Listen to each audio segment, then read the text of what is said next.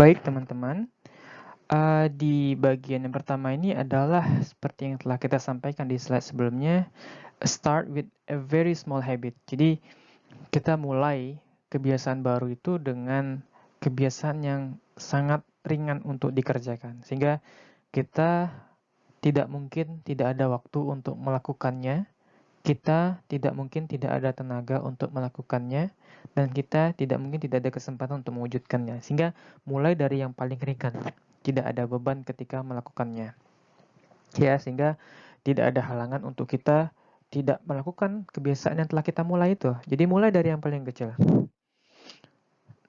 Jadi mulai dari yang paling kecil. Dan kadang kita tuh kan dengar juga beberapa waktu misalnya ada yang mengatakan ketika melihat seseorang itu bisa tiap hari jogging misalnya 20 kilo per hari, terus bergumam di hatinya kalau ya seandainya ya kan dia berandai-andai, aduh aku berharap nih bisa punya tenaga yang kayak kamu ya, sehingga nanti aku bisa juga tuh olahraga kayak gitu, lari 20 kilo gitu. Jadi apa namanya, kayak mengatakan aku belum ada motivasi nih, belum ada tenaganya, nggak bisa sekuat itu. Nah, jadi alasan kayak gitu kan.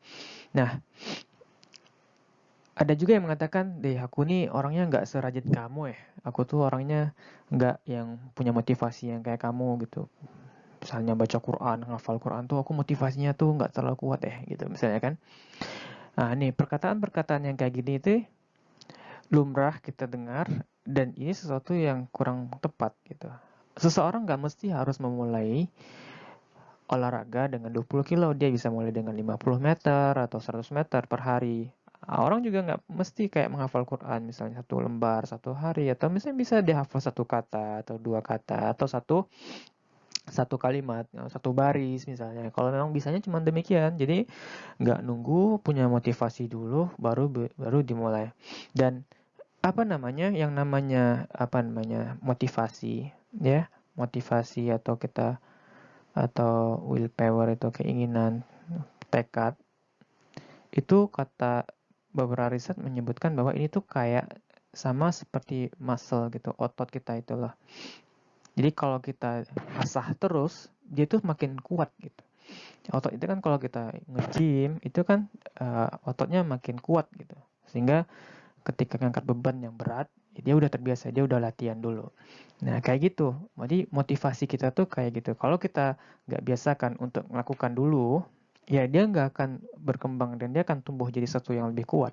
Dia akan begitu-begitu aja, bahkan motivasi itu bisa kendur karena semakin merasa demotivasi, karena merasa nggak bisa, merasa orang kok merasa minder dan seterusnya.